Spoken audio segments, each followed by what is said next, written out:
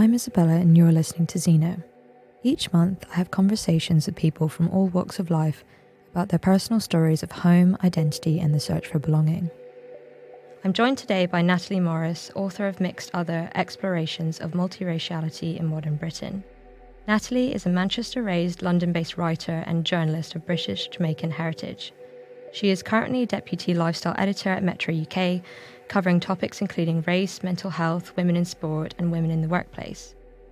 Natalie is a powerfully outspoken advocate on diversity and race issues.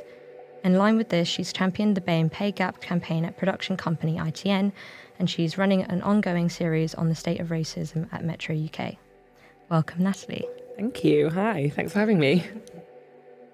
I first wanted to just say thank you so much for being with me here and also for writing the book.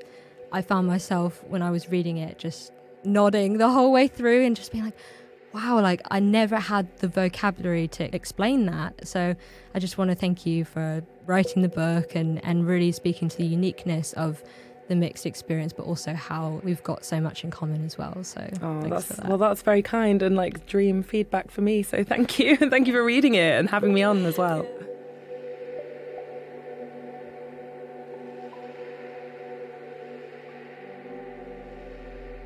What are your earliest memories of feeling like an outsider or feeling different? That's an interesting question. And I think for anybody non-white in the UK, I think that tends to happen quite early, but you don't necessarily recognise it as that until maybe a bit later. I grew up in quite white spaces in my schooling and my education and even at home with my family. And as a result, I didn't necessarily see myself as a racialized person until probably a bit later than would have been the case if I was in a more diverse area or in more diverse circles. So my first recognition of any kind of difference was early in primary school, where you get the standard racism that happens in the playground where kids call you names. And I was asking the teachers, what does this mean? I'd be asking my parents, what does these words mean and why are they saying them to me? And is it a bad thing? Are they bad things? And just that kind of confusion that happens early on, particularly when you see yourself as the same as your peers. So that was more of a confusion around that. And I didn't necessarily connect that to being racialized until I was a bit older.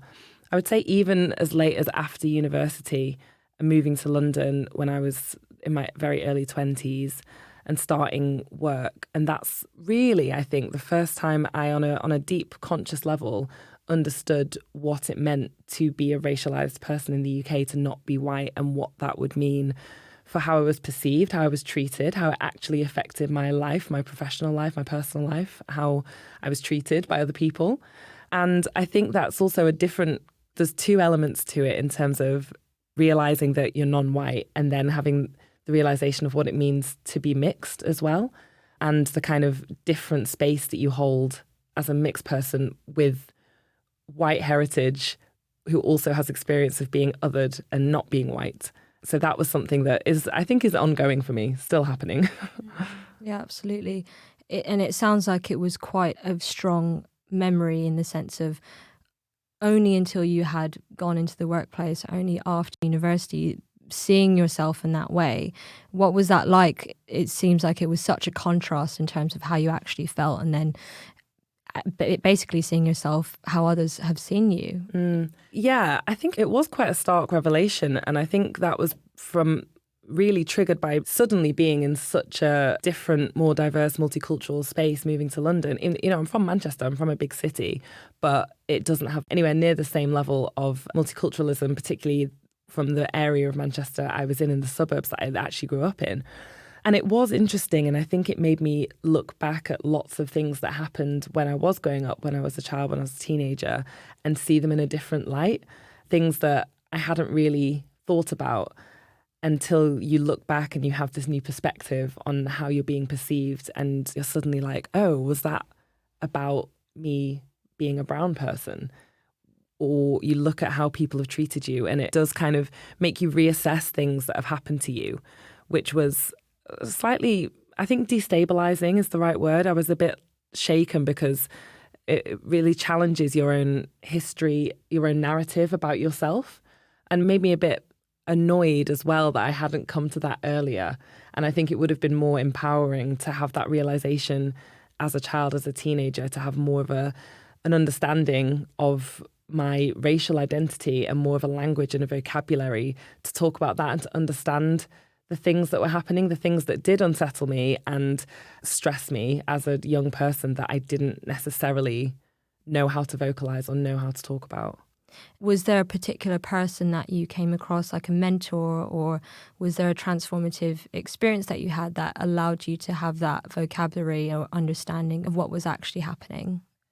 I wouldn't say there was a specific person or a specific event that happened. I think it was an ongoing process and still is, in terms of a decision to educate myself and to read up about all of these different things, more accessibility to these kind of resources, and just having more interaction with people from more diverse backgrounds who had a better understanding of these things and helped me piece together some of the silent questions I had in my brain, some of the questions that I was like, I don't really think I can ask this. And they would just tell me the answers to them and help me figure out where I fit and feel more empowered in that element of myself. And that was some of my colleagues and having more friends, particularly Black female friends, as I got older and started working in different environments. So I think it was that. I'm working in journalism and deciding that I wanted to affect change, which meant that necessarily I had to be well-versed in these subjects. I felt like I couldn't interview other people, write with authority about these topics without having a clear understanding for myself and about my own history and my own place as well. Yeah, that's very interesting in the sense of your role as an advocate and being knowledgeable in this area. And you touch on that in the book as well, about how difficult it is as a mixed person representing the struggle of minorities.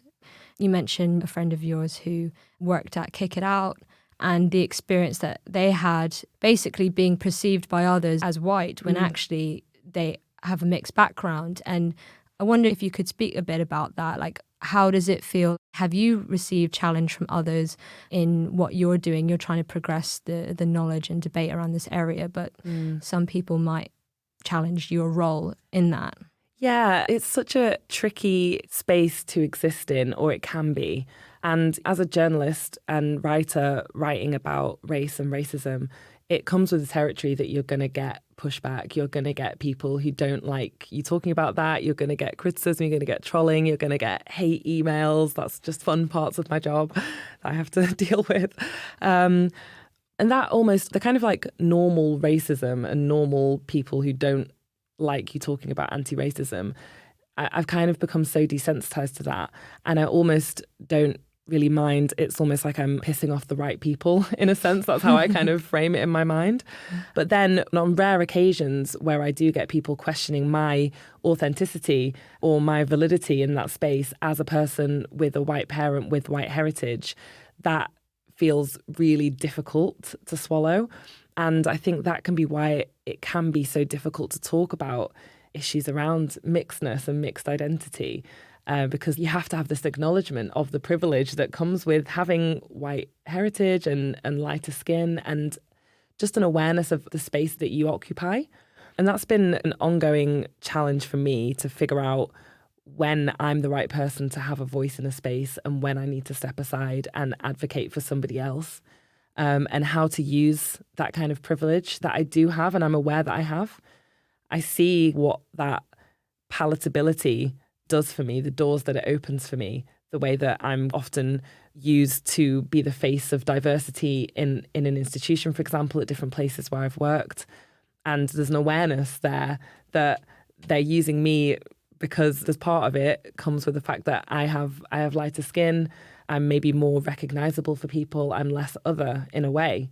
So I think it's about having an awareness of what you do with that position and how you can use it to further the cause without adding to the problem or shutting other people out. And I think that's what I try to be really conscious of when I'm talking about these issues and working in that space. I think you perfectly traverse so many areas of our lives, like in the book, like you mentioned palatability in the workplace. Yeah. Just even thinking about names as well, names on a CV. My name sounds quite westernized and it's a signal, right? Whereas I've heard stories of people who have very kind of ethnic names and they can't get a foot in the door or can't even get an interview when they have the same experience. I'm so glad that you've opened up that conversation about the workplace. Putting it in black and white on paper, I think, is really important to start opening that conversation, because you do often feel like you're not in a position to be able to challenge that when you're actually in the workplace, because you're starting from the bottom of the ladder, right? Absolutely. Gosh, yeah, I've had many experiences of feeling completely disempowered. And I'm talking about all these issues now, and I, from a place of having worked for 10 years almost.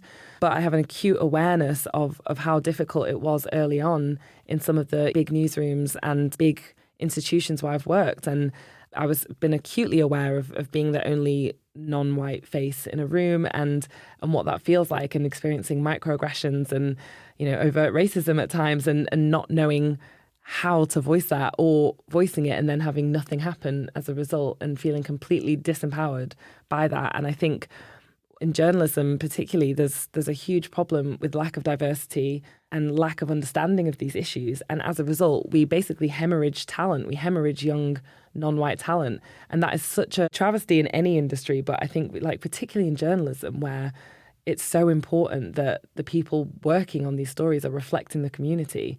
And it's not there. You can look around any newsroom and you won't see that it reflects the community that they're writing about. You open any newspaper, you turn on the TV, you see what kind of problems that throws up. You see the kind of problematic tropes and the stereotypes and all of these kind of archaic stereotypes and negative imagery that is being perpetuated in the media, because there's nobody in those rooms in positions of power who are there to question it or to correct people or to say, well, why are we telling this story? Why aren't we asking this question instead of this question that has been asked 50 times? It's really difficult. And what I've seen is that, and this must be the same across so many industries, obviously I can only really speak on journalism, but there's this glass ceiling where people get to a certain level of seniority, probably around about the level that I'm at after 10 years of working, and you realise that there's not many more places you can go, because the people at the top promote the people who look like them overwhelmingly, the people they see themselves in overwhelmingly, the people who are recommended to them by their friend's son or from university. So I look at my superiors and there's nobody who looks like I do. And that's a real problem, because no matter how many internships and diversity schemes they put in at the bottom of these institutions, that's not the way the power works. You can't make change from the bottom levels. And it's exhausting as well, trying to do that relentlessly, as you must know as well. Yeah, absolutely. I want to go back to what you mentioned about just journalism in general not being diverse enough. I'm reminded of this quote by Erich Fromm, who is a psychologist, but he has this book called The Fear of Freedom, which talks about power in society and why people feel the need to become part of the community, and basically the contention between individuality and society. And he has this quote where he talks about how power is the ability to imbue society with your ideas. And I think that journalism is such a key part of that, right? The people who are writing stories, the people who are shaping the narrative and the language that we use around these topics have the ability to shape what is deemed as right and wrong, and who is other and who is not other. So I know for you it must be quite a stressful situation as well, because you're having to bring people through the system as well. What does it feel like for you having to champion diversity by yourself in a certain way? Like, obviously you've created networks, but it must be exhausting at the same time. Oh, yeah, it is. It is. And that's so true about the power that you have. And I think it's also, it feels like a responsibility as well. And I know that people leave because of how exhausting it is, and they give up. And I've definitely been tempted to do that. And, you know, I don't know if that could still happen. But like at the moment, I don't want to. I feel like I still have enough energy to keep pushing on. But it's knackering doing that. And it shouldn't be part of your job. I mentioned before about the trolling and the hate mail and stuff that is just part and parcel of writing about these topics. And I look at my white colleagues and they're not getting the same, doing the same job on the same money. And sometimes I'm like, I don't know why this is just an accepted part of my job because I'm writing about these issues, and it shouldn't be. And I think it really throws up a lot of debate within my own mind about how to do it how to champion these issues within these spaces that aren't necessarily built to support you in that. And I think what I find difficult, and I talk about this in the book, is this whole thing of being that champion and being that face and being the person who's like, right, come on guys, come and join journalism, like it's great, because so much of it isn't, and you are going to have a really tough time as a non-white person in those spaces, as a person who didn't go to a grammar school or a private school or a red brick university or to Oxbridge. And I think I feel like almost like a deception in telling people that and in trying to get people on board in that way when that's not the case. I want people to have like a real understanding of what the industry is like and the challenges that you will face. And you will face pushback. As much as there has been progress and people, I think, are improving and these spaces are improving, there's still so much work to do. There's still so much more work that needs to be done from the top down. And I don't know how we're going to do that unless people continue to find the energy to keep pushing and not just walk away from it. So that's what keeps me going. I'm like, well, I'm not just going to sit here and complain about it and then leave. I'm going to continue to push on. And you do have to have a certain level of resilience and conviction in what you're doing. And like you say, that you're wading against kind of decades of precedents of how we tell certain stories and how certain communities are represented. So pushing back against that and being the lone voice in a room who's saying, actually, I don't think we should tell this story like that because it's quite damaging or it's quite problematic or actually it's a bit racist. And then 15 white men all turn in unison and look at you and ask you to explain yourself.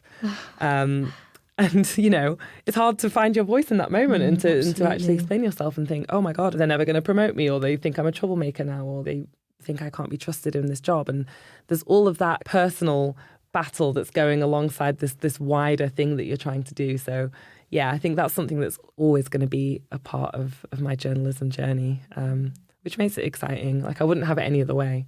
It seems there's just a lot more to navigate when you're in that space as a non-white person, as you say. Just being able to understand the politics of it, being able to have the language to explain these things in a way that doesn't offend but just informs. Yeah. It's a very thin line to cross, right? 100%. You do. Sometimes I honestly feel like I'm waltzing through grenades on the floor and I'm like, okay, how do I flag this issue without triggering anybody's fragility, without anybody getting mad at me, getting defensive, or saying that I'm accusing them of being racist or making it a moral, personal issue when I'm just trying to flag something, even the smallest of things that can be, and having to, you know, all that mental gymnastics is taxing additional kind of labor that you're having to do on top of doing your normal job. It isn't a huge additional burden in that space. And I also keep in mind that there is so much of who I am that does conform to everybody else who's in those spaces. I went to a grammar school. I went to a good university. I've done a master's. I've done postgraduate study. My dad was a journalist. So I am like them in so many ways as well. And there's so much privilege that comes with that.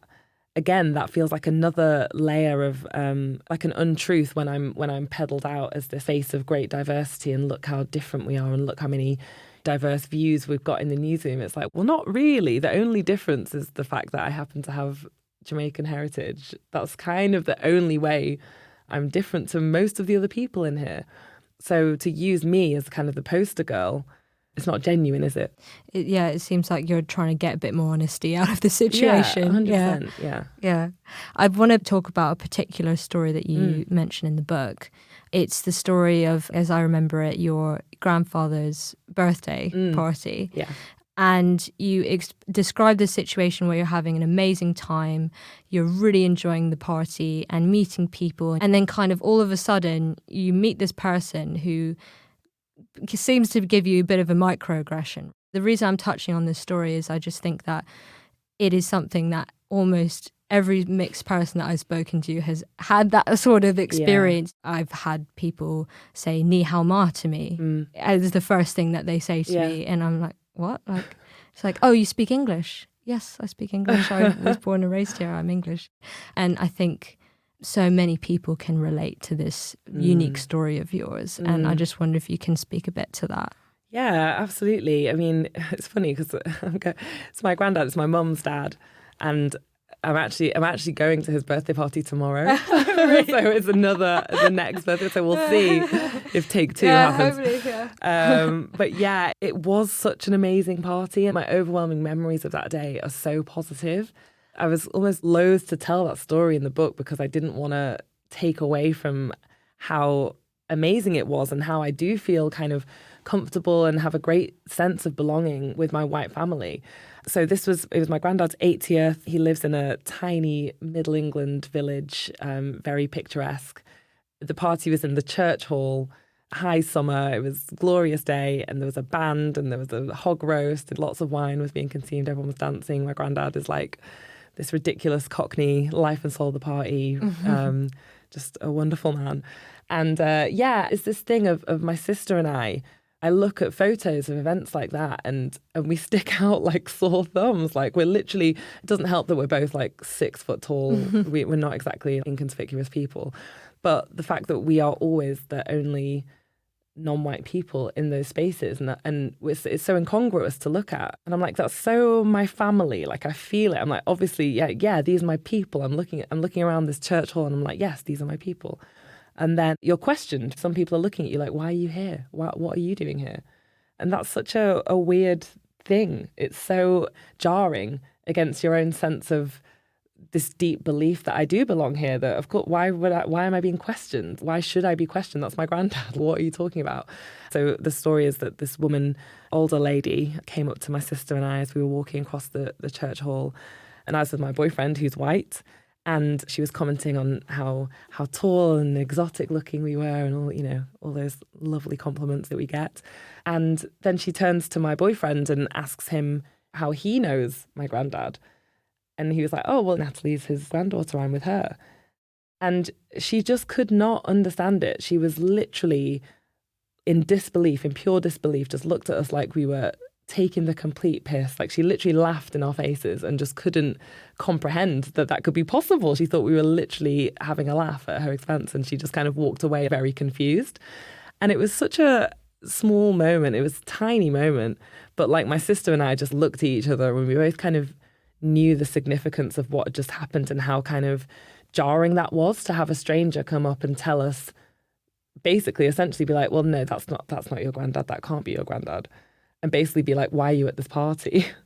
And it was just so weird. And it makes you, and it's suddenly the whole kind of colour of the situation that you're in shifts and you're suddenly aware of how other people are perceiving you. And maybe people are looking at you thinking, what are they doing here? It just taints it in a very small way.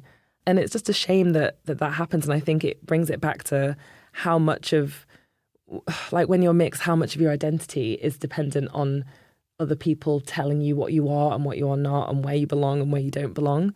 And I think a big part of my journey and in writing this book has been pushing back against that. Absolutely. I think that point that you made about the importance of self-identification is really strong. I'd love to ask you, when someone asks you, where are you from? What's your answer and what truths are missing from that? Oh, gosh. Our favourite question. Where are you from? Where are you really from? Yeah, it's something that we get asked all the time, obviously. The moment people can't place you, there's this, I say in the book, this weird entitlement where they kind of demand your history of you within seconds of meeting you. And you end up telling them about your lineage, where my grandparents are from and where my dad grew up. And I'm like, I've just met you. You don't necessarily deserve to have all this knowledge about me. I don't know why people are feel entitled to that. For me, it really depends on the context. It depends who's asking. It's a sense. You can tell where it's coming from. You can tell if it's a curiosity thing, if it's an alliance thing. If you were asking me, for example, I would like happily tell you. And, you can tell when it's a kind of belligerent, almost accusatory question, when the question underneath it is really, why are you brown? Why do you look like you look? Why is your face like that? Which is often what people are really asking you. So I think for me, it's very context dependent. Generally, I try to, I can be quite annoying with it because I want people to question themselves as to why they're asking that. Yeah. So I'll just be like, oh, yeah, I'm from Manchester. and then they just look confused. And I'm like, no, where are you from? And I'm like, oh, do you want to know where my dad's from? Okay, that's weird. So my dad is from Portsmouth and my mum's from Stafford. And then they're still confused. I'm like, oh, you want to know where my dad's parents are from? And then, if you like really lay it out like that, I think most people are then a bit self-conscious and they're a bit like, oh, okay, yeah, that is what I'm asking you. And that's actually quite weird. Making them very self-aware about the real root of what they're asking. Exactly. Just that honesty again of being like, what do you want to know? Yeah. And why do you need to know it right now? Yeah, and I love the story that you reference with another person you interview, and they're being asked, where are you from, just outside a party or a pub with a friend, and just this kind of knee-jerk reaction. It almost feels like it's a deep-rooted need to like understand your face. Like, who's this person in the street? I need to ask them immediately, like, what's their heritage to make sense of it. It's quite funny, isn't it? It's strange. And I think as a mixed person, it's hard to understand where that comes from, because I'm so used to being around people who look different and having people in my family who look different to me. So I don't understand where that comes from. But I think it's this mistrust of not being able to place you. And I talk about this need to categorize people so neatly and have these binary boxes that we fit people in just so neatly, and we can put the lid on and it's like, yes, this is where you fit. And people have these boxes in their brain and they're very simple and they're very reductionist. And I think it also works in terms of like gender and sexuality. And the moment somebody clearly doesn't fit into these pre-existing categories that we have in our heads, that's when people have this immediate, sometimes like a visceral reaction where they're like, I don't like this. This doesn't fit with my understanding of the world and people and society and our hierarchies. And so they want you to explain it. They want to be able to box you. And if you can say to them, even neatly, be like, okay, my dad is black and my mum is white. And then they're like, right, okay, cool. So she's kind of half this, half that. Fine. I can conceptualize that. I can understand that. Any deeper than that, and they're like, oh, no, that's too much. I can't cope. It's weird. Yeah, absolutely. I think what you touch on there is this trouble that we're having now with the way that the world's going, is that we're increasingly in a multicultural world. We're interconnected in many ways, whether it's trade, immigration, or otherwise. And yet there are plenty of people who like to think that the way that they see the world is going to stay the same and protect that awareness of the world or their knowledge of the world. And it often feels like, I don't know how you feel about it, but it feels like mixed people or people who are culturally complex have to be so much more aware of how one might be perceived, or having an emotional awareness of how other people might be triggered. And I almost wonder, why can't that responsibility be on the other person? Like, why is it that I'm having to deconstruct for you my heritage so that you might be able to understand that I'm a human being? Why do you think it's important for someone to self-identify? I think it's important because I think it gives us some of the power back in what you were saying about that dynamic of all the power being with the other person and all of the onus being on us to explain ourselves and to navigate their concerns or their fragile image of the world and how it should be. I think it just pushes back against that pressure to conform to what is already existing and to say, actually, I don't fit in one of your boxes and that's fine and good for me because that works for me. And I also think it's important because I think there's such a tendency to just homogenize the mixed experience. And particularly we see this in mainstream all the time when we talk about being mixed race. We talk about one kind of being mixed. We're talking about people who are mixed with black and white heritage, particularly in UK media. We look at how like Meghan Markle is discussed, for example, and that's very much treated as that is what it means to be mixed in the UK. And there's so many more layers to that, even within people who are mixed with black and white heritage. There's so many different contextual elements that can change how you see yourself, where you see yourself, where you see yourself fitting, who you grew up with, how old you are, where you grew up in the world. All of these things change your vocabulary, change your understanding of how you're racialized, how you're perceived by other people and where you fit on that spectrum. And I think it's important to allow people to express that. And what I love in the book is I spoke to so many different people with so many different mixes, but also lots of people with similar mixes who all identified quite differently and had quite strong opinions on how they wanted to identify. So there's some people who really reject the idea of being mixed and very much identify with their minority heritage, for example, who really want to be seen as Black or Asian, and that's how they feel in themselves, and that's how they want to be perceived and how they describe themselves.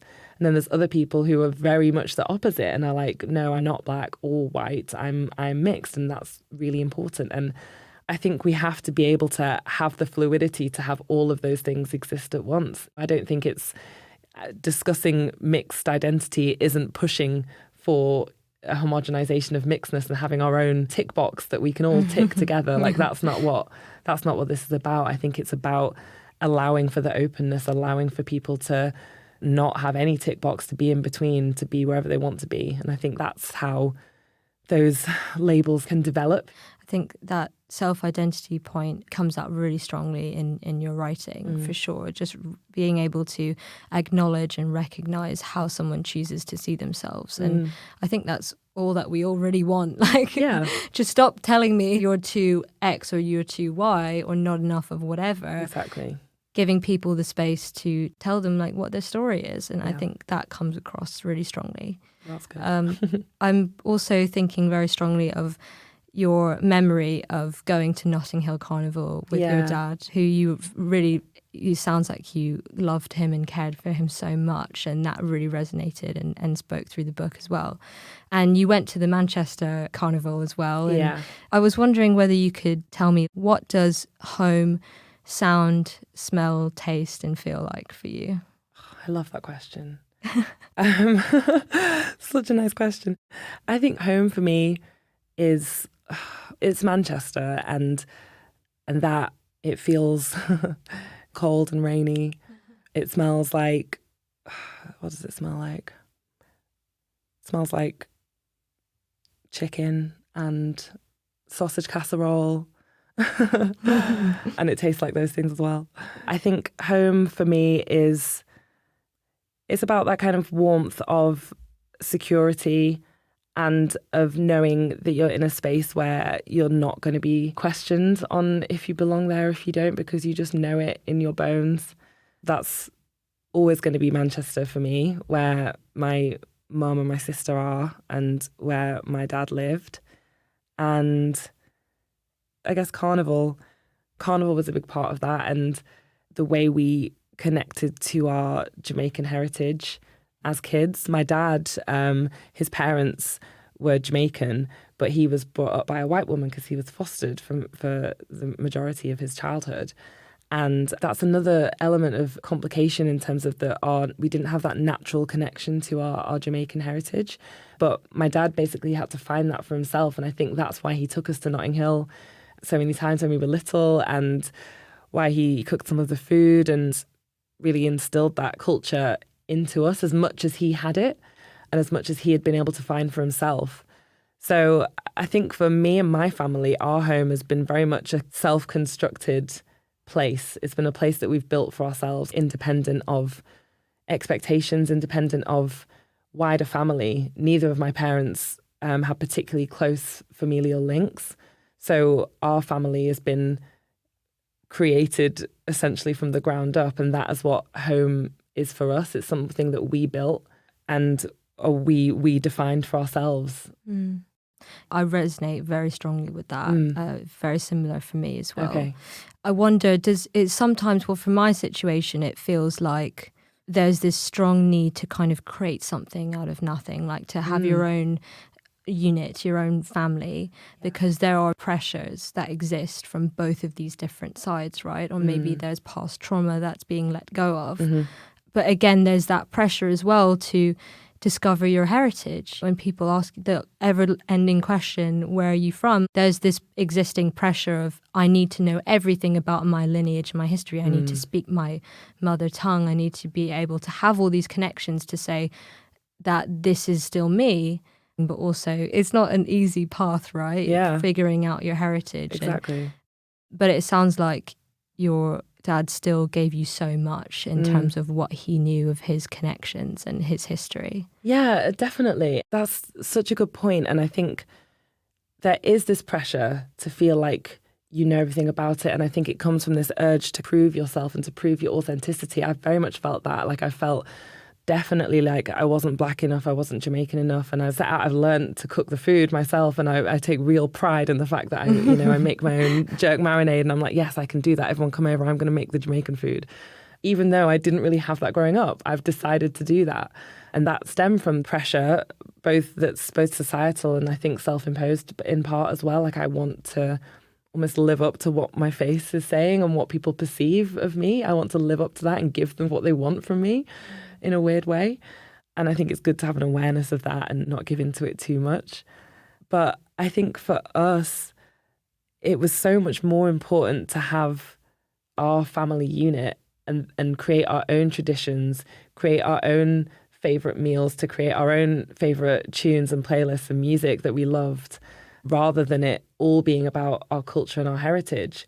That's partly because my dad was denied a lot of that because his parents were from the Windrush generation, and there were a lot of kids of my dad's generation who were put into the system because of the pressures of being a first-generation immigrant in the UK in the 60s and the 50s.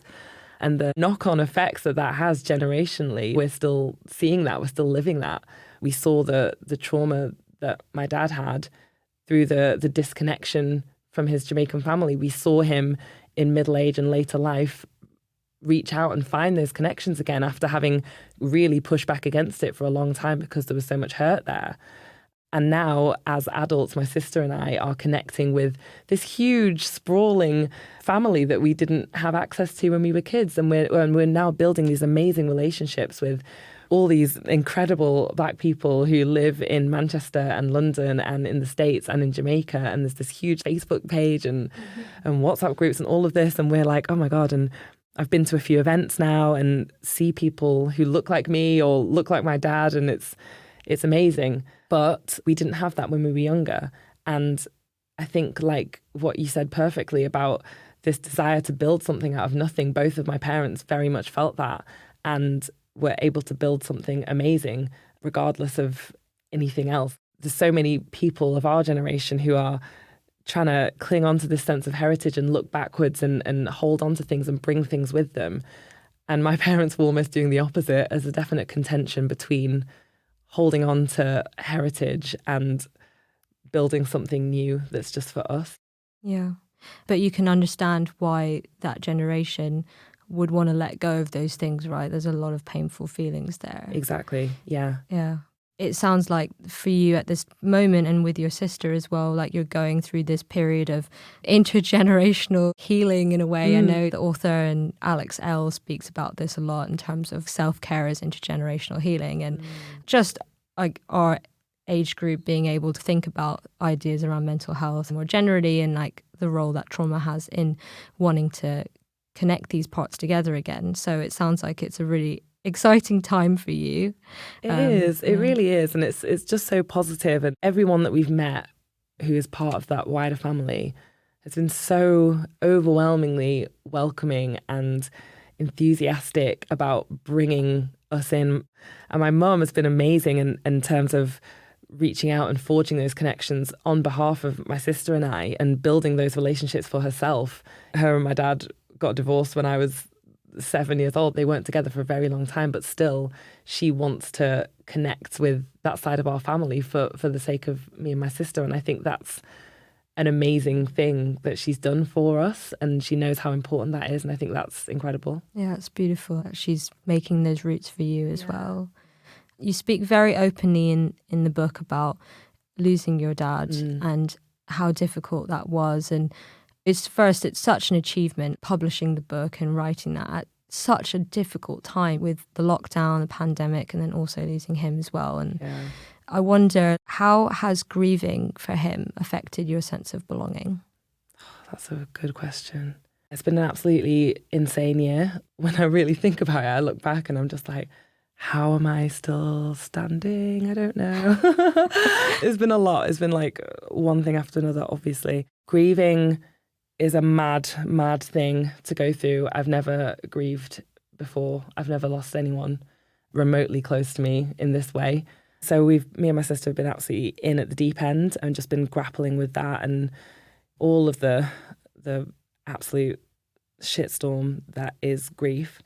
But in terms of belonging, I think it's thrown up a lot of questions. It feels like a door has closed, a door to this knowledge that I wanted and the questions that you don't ask because you always think there's going to be more time. And for most people, there is a bit more time. We should have had more time.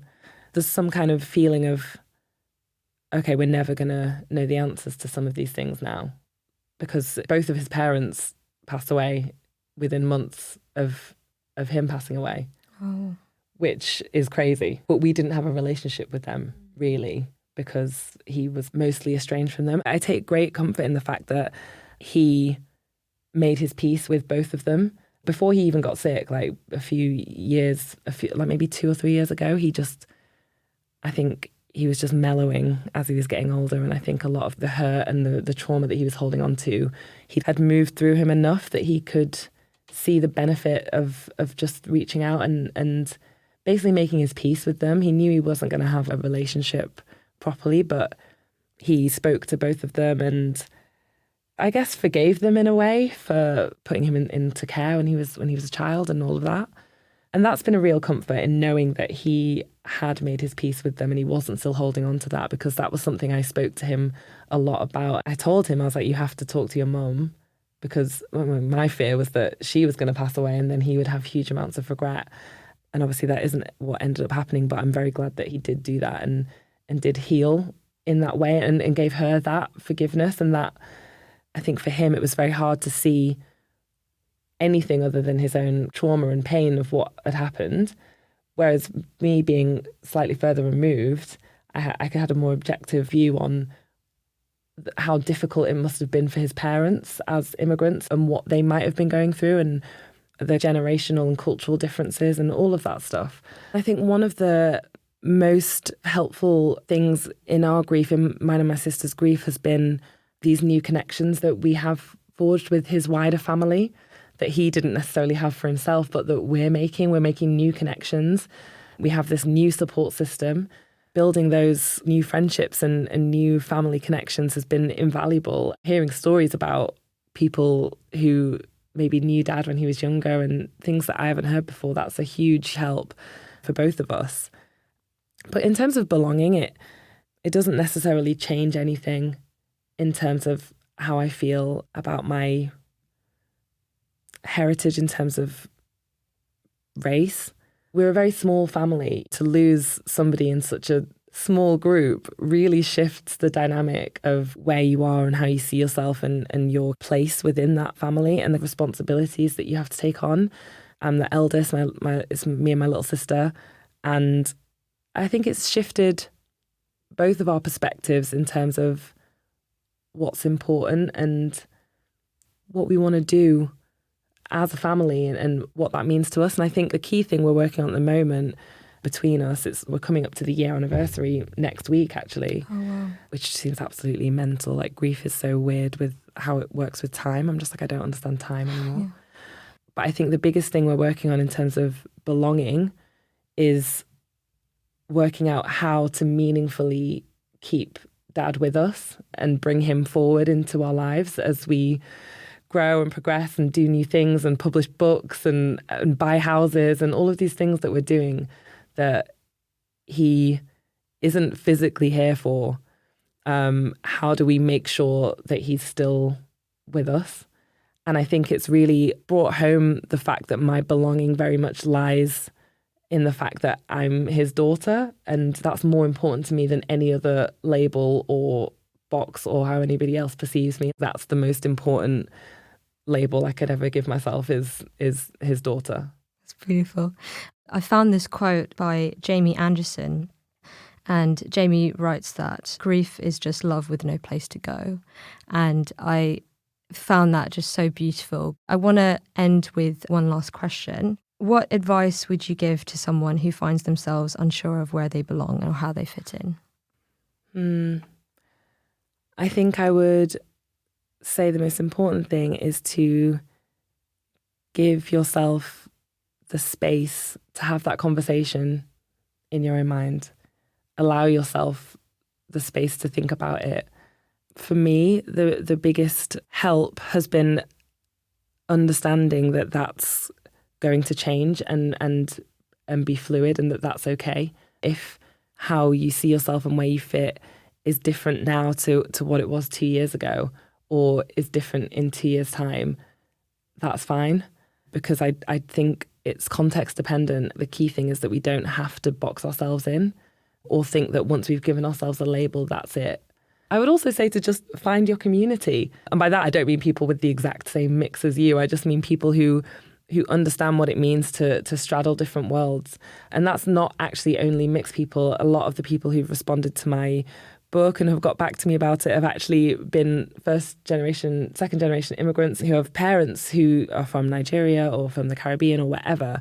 And they say that there's so much they can relate to in terms of reconciling their Britishness with their parents' heritage and trying to hold both those things together inside them at the same time.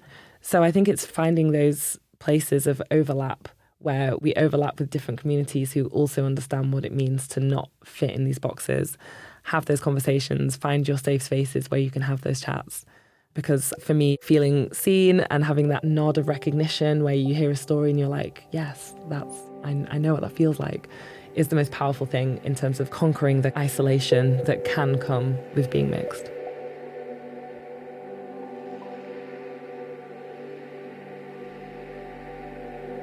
If someone wanted to follow you and see more of your work and what you're up to, where could they find you? They can find me on Twitter with all of my hot takes. I'm at nmoz, and I'm on Instagram also at nmoz. And you can find me there, or you can search for Mixed Other just on Google, because you can buy it anywhere. And what's next for you in the future? What are you hoping to work towards?